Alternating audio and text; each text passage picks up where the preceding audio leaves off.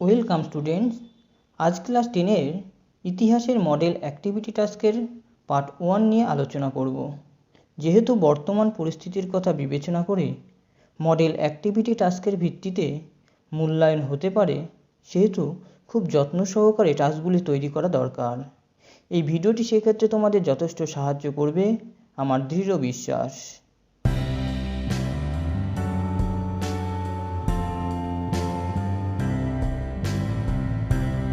প্রথমে খাতার পাতায় মার্জিন টেনে নেবে। এরপর উপরের দিকে তোমার স্কুলের নাম, তোমার নাম, class, section, roll number, subject ইত্যাদি বিষয়গুলি লিখে ফেলবে। তারপর মডেল অ্যাক্টিভিটি টাস্কের প্রশ্নগুলি কী আছে ভালো করে দেখে নাও। মূলত প্রথম 3টি অধ্যায় থেকে প্রশ্নগুলি দেওয়া হয়েছে। কতে আছে নিচের প্রশ্নগুলির উত্তর দাও 3-4টি বাক্যে। 1 নং প্রশ্ন হলো, স্মৃতিকথা কিভাবে ইতিহাসের উপাদান হিসেবে ব্যবহার হতে পারে উদাহরণ সহ লেখো। এই জন্য প্রথমে একটি পয়েন্ট করবে, ইতিহাসের উপাদান হিসাবে স্মৃতিকথার ব্যবহার। এবার উত্তর, আধুনিক ভারতের ইতিহাস চর্চায় স্মৃতিকথা হলো একটি গুরুত্বপূর্ণ উপাদান। কোনো ব্যক্তির জীবনের নানা ঘটনা যা স্মৃতিপটে লেগে থাকে এবং পরে যদি সেই স্মৃতিগুলোকে সংকলিত করা হয় তা হয় স্মৃতিকথা। আর কেউ যদি নিজের জীবনের কথা নিজেই লিখে প্রকাশ করেন তা হয় আত্মজীবনী। বিপিনচন্দ্র পালের 70 বৎসর, রবীন্দ্রনাথ ঠাকুরের জীবন স্মৃতি বা সরলা দেবী চৌধুরানীর জীবনের ঝরাপাতা হলো এমনই আত্মজীবনী বা স্মৃতিকথার উদাহরণ, যা থেকে তৎকালীন সময়ে বাংলা তথা ভারতের সমাজ, রাজনীতি, অর্থনীতি, ধর্মীয় ইত্যাদি বিষয়ে তথ্য পাওয়া যায়, যা ঐতিহাসিকের ইতিহাস রচনায় যথেষ্টভাবে সহায়তা করে। 2 নং প্রশ্নটি হলো, বাংলার নবজাগরণ ছিল কলকাতা শহর কেন্দ্রিক। মন্তব্যটি বিশ্লেষণ করো। প্রথমে পয়েন্ট করে নেবে, বাংলার নবজাগরণ ছিল কলকাতা শহর কেন্দ্রিক। এবার উত্তর, 19 শতকের বাংলার নবজাগরণের চরিত্র বা প্রকৃতি নিয়ে যথেষ্ট বিতর্ক রয়েছে। তার মধ্যে একটি বিতর্ক হলো, বাংলার নবজাগরণ ছিল মূলত শহর কেন্দ্রিক, বিশেষ করে কলকাতা শহর কেন্দ্রিক। কারণ গ্রাম বাংলার বিশালাকার জনগোষ্ঠীর সাথে এই নবজাগরণে কোনো সম্পর্ক ছিল না। গ্রাম বাংলার দরিদ্র খেটে খাওয়া মানুষ বঙ্গীয় নবজাগরণের কোনো সুফল পায়নি। শুধুমাত্র ইংরেজি শিক্ষায় শিক্ষিত কলকাতার নাগরিকদের মধ্যে এর প্রভাব পড়েছিল। অধ্যাপক অনিল শীল যে কারণে এই জাগরণকে এলিটিস্ট আন্দোলন বলে ব্যঙ্গ করেছেন। এবার 3 নম্বর প্রশ্ন দেখো, চুয়ার বিদ্রোহকে চুয়ার বিপ্লব বললে কেন ভুল হবে। এই প্রশ্নটি প্রথমে পয়েন্ট করে নাও, চুয়ার বিদ্রোহকে চুয়ার বিপ্লব বললে ভুল হবে। এবার আসো উত্তরে। চুয়ার বিদ্রোহকে চুয়ার বিপ্লব বললে কেন ভুল হবে তা বলার আগে বিপ্লব বলতে কী বোঝায় বা বিপ্লবের বৈশিষ্ট্য কী তা জানা দরকার। বিপ্লব বলতে প্রচলিত ব্যবস্থার দ্রুত, ব্যাপক ও আমূল পরিবর্তনকে বোঝায়। কিন্তু চুয়ার বিদ্রোহকে ব্যাখ্যা করলে আমরা বিপ্লবের বৈশিষ্ট্যগুলি চুয়ার বিদ্রোহের মধ্যে খুঁজে পাব না। যেমন, চুয়ারদের আন্দোলনের ফলে চুয়ারদের অবস্থার কোনো পরিবর্তন ঘটেনি, বরঞ্চ ইংরেজ দমননীতির ফলে চুয়ারদের আন্দোলন শেষ পর্যন্ত ব্যর্থ হয়ে যায়। তাই চুয়ারদের আন্দোলন বা প্রতিবাদকে চুয়ার বিপ্লব না বলে চুয়ার বিদ্রোহ বলা ঠিক হবে। গতে রয়েছে উপযুক্ত তথ্য দিয়ে ছক পূরণ করা। এখানে কিছু সাময়িকপত্র, সংবাদপত্র বা সাহিত্যের নাম রয়েছে, যেগুলির সম্পাদক, সেগুলির প্রকাশকাল এবং বিষয়বস্তুর উল্লেখ করতে হবে। প্রথমে বলা যাক বঙ্গদর্শন সম্পর্কে। এর সম্পাদক ছিলেন বঙ্কিমচন্দ্র চট্টোপাধ্যায়। সময়কাল অর্থাৎ প্রকাশকাল 1872 সাল। বিষয়বস্তু বাংলায় ইংরেজদের অত্যাচার ও জমিদারদের শোষণ ও অত্যাচারের ছবি তুলে ধরে। 2. নীলবিদ্রোহ পরবর্তী কৃষক আন্দোলন এই পত্রিকার বিষয়বস্তু। সোমপ্রকাশ, এর সম্পাদক দ্বারকানাথ বিদ্যাভূষণ।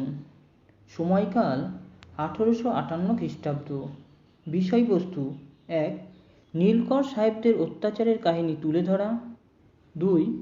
বিধবা বিবাহ ও স্ত্রী শিক্ষার বিষয়ে সমকালীন শিক্ষিত বাঙালিদের ভাবনা চিন্তা প্রকাশ করে। নেক্সট, বামাবোধিনী, এর সম্পাদক ছিল উমেশচন্দ্র দত্ত। সময়কাল 1863 খ্রিস্টাব্দ। এর বিষয়বস্তু ছিল: 1. সমকালীন বাংলায় নারীদের অবস্থার বর্ণনা উঠে আসে। 2.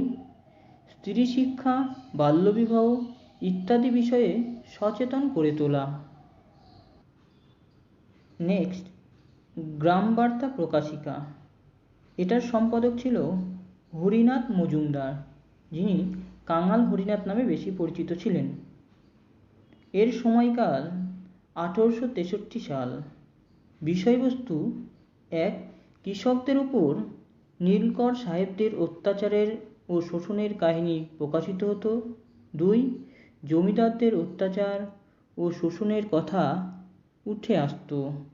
হুতোম প্যাঁচার নকশা, এটা লেখেন কালীপ্রসন্ন সিংহ। সময়কাল 1861 সাল।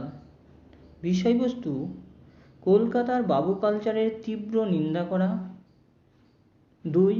19 শতকে বাংলার সমাজ ধর্মে যে ভণ্ডামি, বিলাসিতা ও ব্যভিচার চলত তার তীব্র ব্যঙ্গ তির্যক বর্ণনা। ঘতে রয়েছে নির্ভুল তত্ত্ব দিয়ে ফাঁকা ঘর পূরণ করা।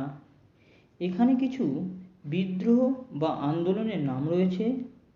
সেই বিদ্রোহ বা আন্দোলনের সময়কাল, অর্থাৎ কোন সময় বিদ্রোহ বা আন্দোলন হয়েছিল, অঞ্চল, অর্থাৎ কোন কোন অঞ্চলে এই বিদ্রোহ বা আন্দোলন হয়েছিল, এর নেতৃত্বে কারা ছিলেন, কেন এই বিদ্রোহ বা আন্দোলন সংগঠিত হয় এবং এই বিদ্রোহ বা আন্দোলনের ফলে কি হয়েছিল সেগুলো লিখতে হবে।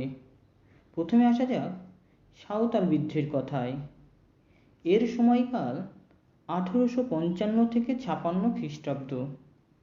অঞ্চল: ছোটনাগপুর, পালামৌ, রাঁচি, বীরভূম ইত্যাদি।